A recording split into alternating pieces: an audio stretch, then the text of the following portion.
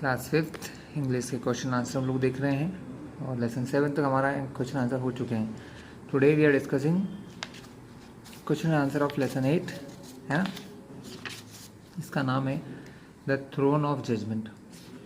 Lesson पहले समझाए जा चुके हैं, अगर नहीं देखा है तो पहले जाके हमारे चैनल पर क्लास फिफ्थ की इंग्लिश की प्लेलिस्ट में लेसन को देख लें। जब भी इस चैनल पर नए हो तो इसको सब्सक्राइब कर लें। चलिए, द थ्रोन ऑफ जजमेंट देखते हैं हम लोग इसके क्वेश्चन आंसर। सबसे पहले आता है वर्ड पावर इसमें, जिसमें हम लोग फिल इन द ब्लैंक्स इसको देखेंगे। यहाँ पर कुछ वर्ड्स लिखे हैं, fill in the blanks with suitable words given below. इन वर्ड्स की हेल्प से आपको लिखना है। Vikramaditya was a famous king who could decide. First में आंसर क्या लिखोगे आप? Decide. Who could decide the most difficult cases wisely, है ना।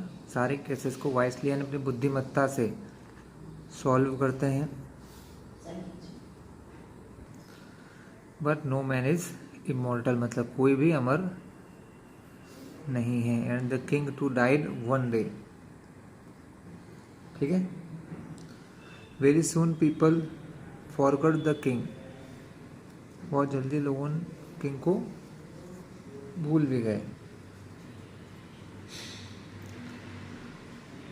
किंग विक्रमादित्यास थ्रोन, जो सिंहासन है, यहाँ पर थ्रोन आएगा। कहाँ लिखा है थ्रोन? ये was found by Raja Bhoj of Malwa. वहाँ पर कौन आए? राजा भोज आए। He wanted to achieve the same name and fame. यहाँ पर नेम आ जाएगा, फिर फेम आ जाएगा। तो 7 में नेम एंड फेम, 8 में फेम लिख लो आप लोग। एज विक्रमादित्य गॉड, है ना। जितनी नाम और शोहरत विक्रमादित्य की थी उतनी ही वो भी करना चाहते थे। But he was not worthy of sitting on Vikramaditya throne of judgement.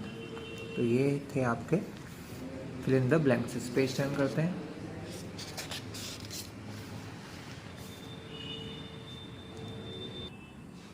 Next page पे फिल इन द ब्लैंक्स है।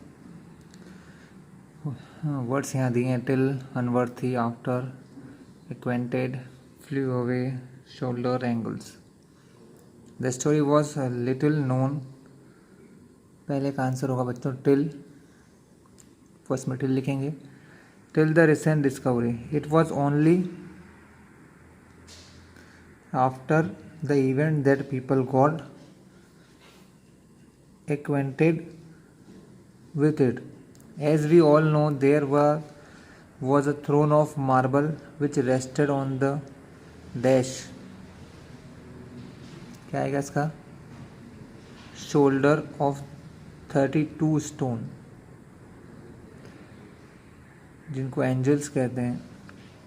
Every time one angel asked the king a question, हर बार थ्रोन में से जो एंजल है या एक पत्थर है वो इससे क्वेश्चन पूछते थे। And dash, finally the king and flew away, और उड़ जाते थे। Finally the king found himself unworthy of sitting on the throne, ठीक है। तो ये सारे इसके आंसर थे। अनवर्थी यहाँ पर आएगा, ठीक है। जो जो मैंने आंसर बताया उसमें से देख के आपको लिखना होगा। फिर भी बता दूँ आपको, फर्स्ट का सर बच्चों आता है टिल, आफ्टर आएगा सेकंड में, एक्वाइंटेड थर्ड में, 4 में शोल्डर्स, 5th में एंजल्स, 6 में फ्लू अवे, 7 में अनवर्थी। नेक्स्ट है मैच द कॉलम। क्या है मैच कॉलम में? मॉर्टल। मॉर्टल कौन है? जो कि हमेशा अमर रहे, ठीक है।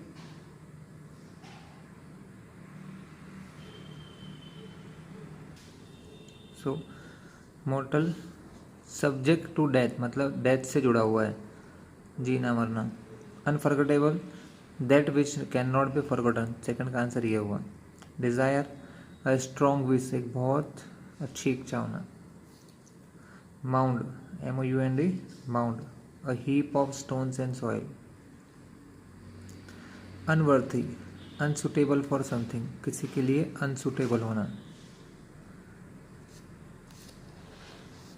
यहाँ पर क्वेश्चन आंसर है बच्चों, क्वेश्चन आंसर देखते हैं।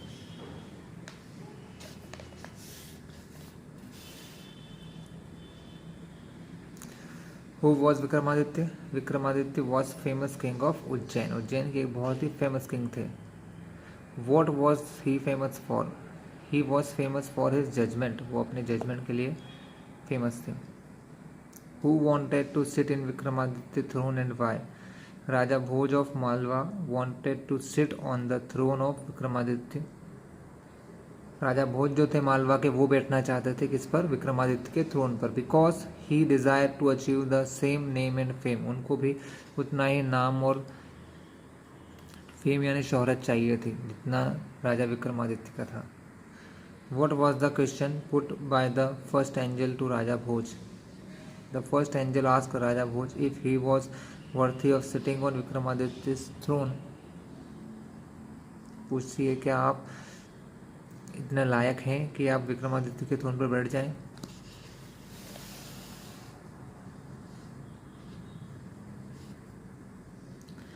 Why did the last angel flew away with the throne? The last angel flew away with the throne because Raja Bhoj told her that he was not worthy of sitting on the throne of Vikramaditya. Last angel क्यों उड़ गई थी? क्योंकि राजा भोज ने बोला कि हाँ वो इतने काबिल नहीं है, इतने वर्थी नहीं है कि वो बैठ सकें on the throne of Vikramaditya, कि वो विक्रमादित्य के जजमेंट के थ्रोन पर या उनके सिंहासन पर बैठ सकें। ये आपके 5 क्वेश्चन आंसर थे बच्चों। यहाँ पर नेक्स्ट क्वेश्चन है read the following statements and right true और फॉल्स। ट्रू फॉल्स लिखना है आपको। Vikramaditya was the king of Banaras, तो ये तो फॉल्स है, बनारस के किंग नहीं थे, उज्जैन के थे बच्चों। फर्स्ट फॉल्स है। The shepherd boy gave a fair and wise judgement, shepherd boy जो था उसने फेयर और वाइज जजमेंट दिया। True. Every angel put a question to king, yes, हमेशा क्वेश्चन पूछते थे। The last angel permitted the king to sit on throne, नहीं, उसने भी उसको मना कर दिया था। फोर्थ भी फॉल्स है। लास्ट एंजल ने परमिट किया था किंग को थ्रोन पर बैठने के लिए, नहीं, उसने भी उनको मना कर दिया था, तो false. Raja Bhoj found the throne lying in a river, false. Raja Bhoj को थ्रोन कहाँ दिखा? रिवर में जाता दिखा, बिल्कुल भी नहीं, फॉल्स है। कुछ और क्वेश्चन है बच्चों। मेक मीनिंगफुल सेंटेंसेस, कुछ मीनिंगफुल सेंटेंस हमको बनाना है इसमें से। Make meaningful sentences from the table given below. Wait here till,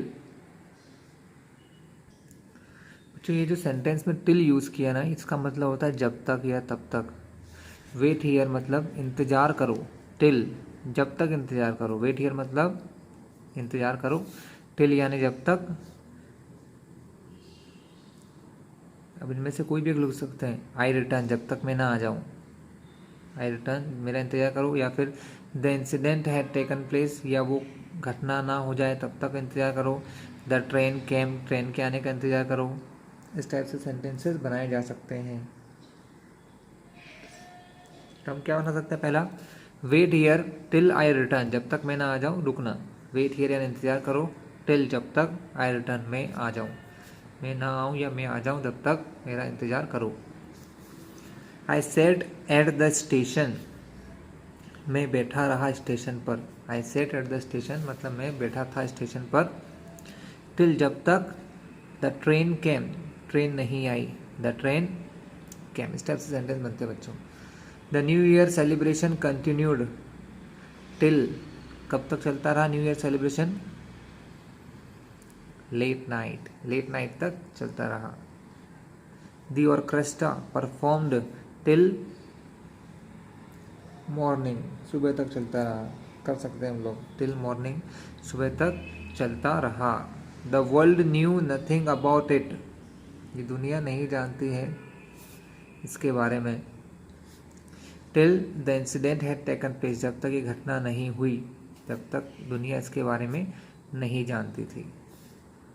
तो ये सेंटेंस मैंने आपको बता दी है, फिर भी मैं आपको राइटिंग फॉर्म में दिखा दूं बच्चों। ये लिखे हैं आपके पास राइटिंग फॉर्म में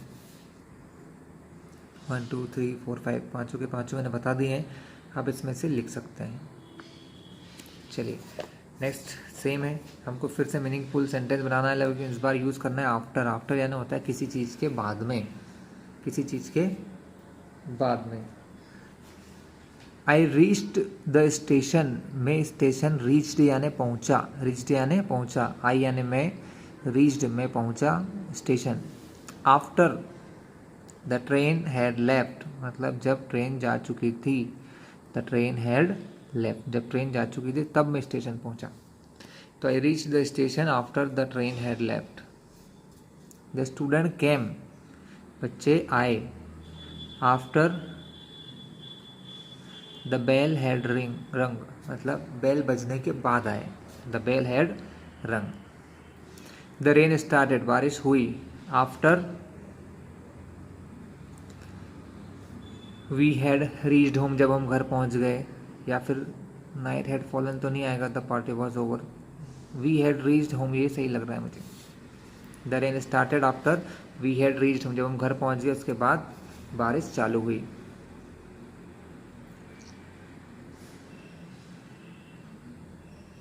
ही came after the party was over, जब पार्टी ओवर हो गई उसके बाद वो आया। ही केम, वह आया। After the party was over, जब पार्टी ओवर हो गई थी तब, उसके बाद, मतलब आफ्टर एंड उसके बाद आया। माई नेबर विश्ड मी, मेरे नेबर ने मुझे विश किया। आफ्टर नाइट हैड फॉलन, जब रात हो चुकी थी। ठीक है, वैसे एक जरूरी नहीं कि मैं इसमें यही बना रहा हूँ, मैं इनमें और भी चीज़ें जोड़ सकता हूँ। एक ही चीज़ के एक से ज़्यादा आंसर हो सकते हैं बच्चों, क्योंकि सेंटेंस बनाना है हमें, है ना। तो एक से ज़्यादा सेंटेंसेस भी सही हो सकते हैं। तो ये रहे आपके आंसर 1 2 3 4 5, ये 5 आंसर मैंने समझा भी दिए हैं, आप यहाँ से लिख सकते हैं पॉज करके।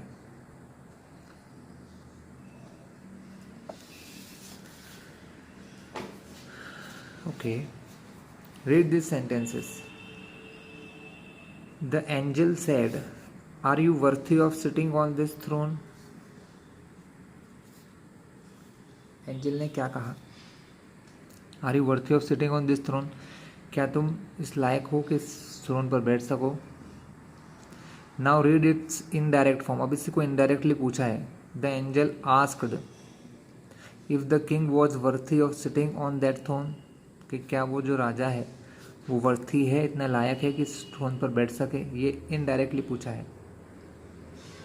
इनडायरेक्टली मतलब कोई दूसरा व्यक्ति बोल रहा है कि एंजल ने उससे पूछा, किससे, किंग से पूछा। The king was worthy of sitting on that throne, क्या वो राजा उस पर बैठने के लायक था। क्या क्या चेंज हुआ बच्चों, देखो। Said has been change to ask, मतलब सेड यानी आस्क, क्योंकि क्वेश्चन था, क्वेश्चन को पूछना ही कहते हैं, इसलिए सेड जो है वो आस्क्ड बन गया। क्वेश्चन के आंसर में सेड जो था वो बन गया आस्क्ड। सेड यानी बोला और आस्क यानी पूछा होता है। The inverted comma have been removed, inverted comma जो थे स्पेशल वो हट चुके हैं।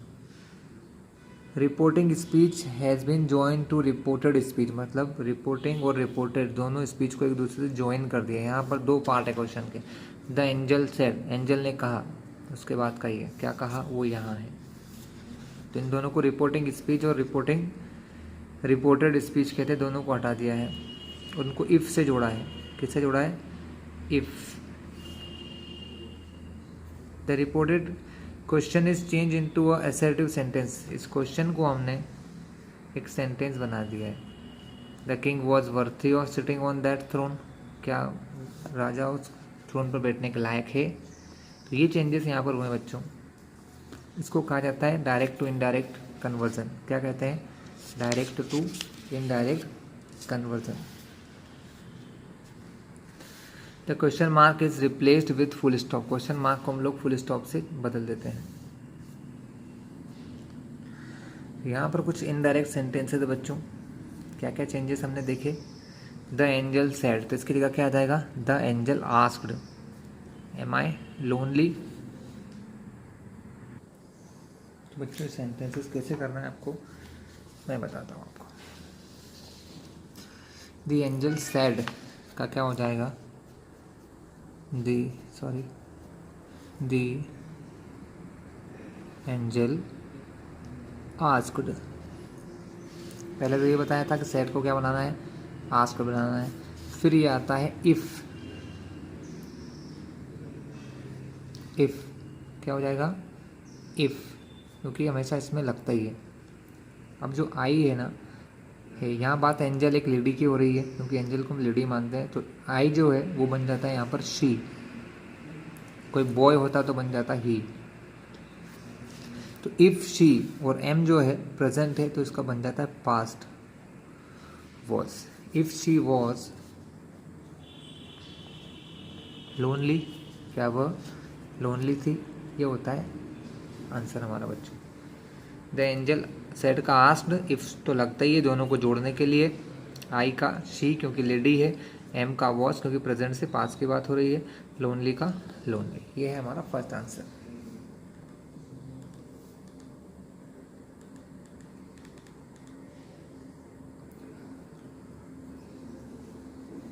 आगे सेकंड क्वेश्चन है द टीचर सेड। तो इतना तो हो ही जाएगा बच्चों। The teacher asked, are we going for a picnic, क्या हम पिकनिक के लिए, क्या हम पिकनिक पर जा रहे हैं।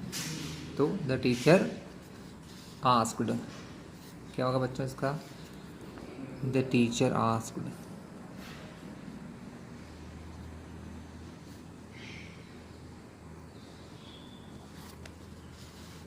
इफ क्या हो जाएगा, इफ। अब यहाँ पर वी जो होता है वो बन जाता है दे। क्यों, क्योंकि इनडायरेक्ट स्पीच, इनडायरेक्ट का मतलब होता है कि वो खुद नहीं बोल रहे हैं। अब ये बात मैं उनके लिए बोल रहा हूँ। इनडायरेक्ट स्पीच का मतलब होता है वो खुद नहीं बोलते हैं, उनके बिहाफ पर कोई और पर्सन बोल रहा है। तो इफ दे और आर जो है वो बन जाता है वर। इफ दे, देखो सबसे पहले सब्जेक्ट होता है क्योंकि क्वेश्चन चेंज हो गया है सिंपल फॉर्म में। तो जो क्वेश्चन सिंपल फॉर्म में चेंज हुआ है तो सबसे पहले सब्जेक्ट आएगा, तो वी हो जाएगा दे, है ना, क्योंकि प्लूरल है, प्लूरल के लिए हम लोग लगाते हैं दे, है ना। आर के लिए वर क्योंकि प्रेजेंट से पास्ट हो जाता है। For a picnic, going for a picnic, if they were going for a picnic, मतलब ज़्यादा चेंजेस बच्चों किस में होता है, सब्जेक्ट और हेल्पिंग वर्ब में। सब्जेक्ट और हेल्पिंग वर्ब, सब्जेक्ट जो होता है क्योंकि बात हो रही है यहाँ पर क्वेश्चन में दिया है वी यानी हम लोग यानी प्लूरल नंबर। प्लूरल नंबर के लिए हम यूज़ करते हैं दे। एक व्यक्ति के लिए ही और शी होता है, बहुत सारों के लिए दे होता है। तो दे, आर जो है वो बन जाता है वर। प्रेजेंट से बात हो रही है पास्ट में, ठीक है, प्रेजेंट से बात हो रही है पास्ट में, ठीक है। चलिए क्वेश्चन 3 को पढ़ें। सो पहला तो वही हो गया द गार्ड सैड का, the guard asked, the guard asked क्या लिखोगे बच्चों आप, द गार्ड आस्क्ड, उसके बाद लगाओगे इफ। अब यहाँ पर कोई दिस प्लेस की बात हो रही है, मतलब कोई जगह की, दिस नॉट अ प्लेस, तो यहाँ पर दिस का हो जाता है दैट बच्चों। दैट प्रेजेंट इसका हो जाता है what, was. That was not a public place, वो एक पब्लिक प्लेस नहीं था। That was not a public place. हम क्या चेंज करते हैं, सब्जेक्ट और वर्ब, कि this is this not a public place, क्या ये पब्लिक प्लेस नहीं है। तो उसने पूछा, the guard asked if that was not a public place, क्या वो पब्लिक प्लेस नहीं था। If that was not a public place, तो इफ तो लगा ही है, दिस का हो गया दैट, इसका हो गया वॉज, बाकी पूरा ही है not a public place, not a public place. Same है बच्चों। तो एक मैं आपको करने को दे रहा हूँ राजा भोज वाला, ठीक है। यहाँ पर आपका ये ख़त्म हो रहा है बच्चों, सिर्फ एक पार्ट और बचा हुआ है। एक क्वेश्चन क्या बोला उन्होंने, discuss the story with your classmate, ये स्टोरी अपने क्लासमेट के साथ डिस्कस करिए, and then find any story similar, इस प्रकार की और स्टोरी फाइंड करिए। आपको करना पड़ेगा क्लास में, इसलिए मैं इसको नहीं करा रहा हूँ। आगे क्वेश्चन क्या है, ये पैसेज है, इसको पढ़ते हैं, ये हमारे लिए काम का है। A man who was develop the habit of reading books is always happy, मतलब कोई व्यक्ति जो अपने अंदर बुक पढ़ने की हैबिट डाल ले वो बहुत खुश रहता है। Because books are the source of enjoyment, books जो है इन्जॉयमेंट का सोर्स है। इंस्पिरेशन और इंस्ट्रक्शन का भी, इंस्पिरेशन भी मिलता है और कुछ नए करने की चीज़, इंस्ट्रक्शन यानी कुछ नया करने के लिए प्रेरित भी करते हैं। In the company of books nobody feel lonely, company मतलब कोई कंपनी नहीं होती, कंपनी ऑफ बुक मतलब बुक के साथ कोई भी अकेला फील नहीं करता है। He always has a pleasant occupation of leisure moment, मतलब उसके पास एक काम रहता है, पढ़ पढ़ के उसे बहुत आराम मिलता है और अच्छा लगता है। This is a position more precious than gold, मतलब सोने से भी ज़्यादा, सोना जो होता है ना, सोना गोल्ड, उससे भी ज़्यादा अच्छी पोजीशन पर अगर वो होता है। It is because of this that Ruskin calls books king treasures, इसलिए रस्किन बॉन्ड नाम के जो लेखक थे उन्होंने क्या कहा कि बुक्स जो है वो किंग्स ट्रेजर है। किंग्स ट्रेजर मतलब राजा का खजाना है।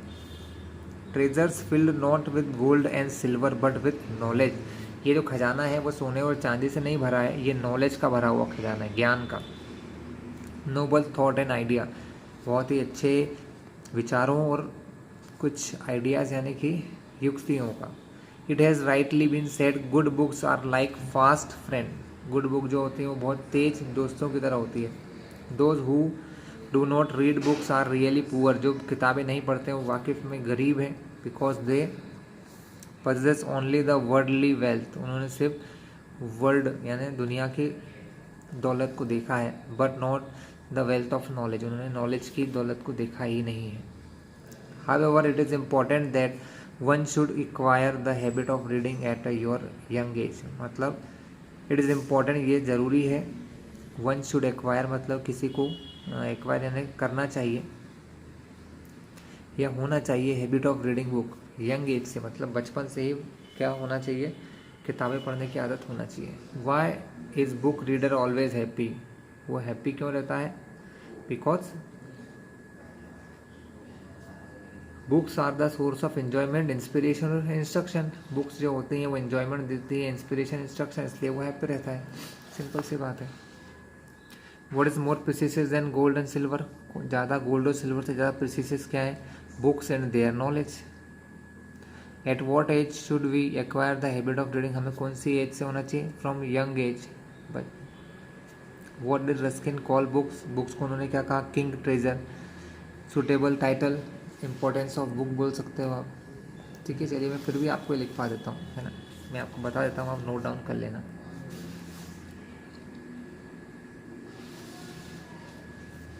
पहला आंसर है a book reader is always happy because books are the source of enjoyment, inspiration and instruction. ठीक है। A good book is more precious than gold and silver. One should acquire the habit of reading at a young age, ये हमने देखा था। Ruskin called books king treasure, उसने books को kings treasure कहा। और इम्पोर्टेंस ऑफ बुक्स। ठीक है बच्चों, तो ये हमारा लेसन यहाँ पर फिनिश होता है।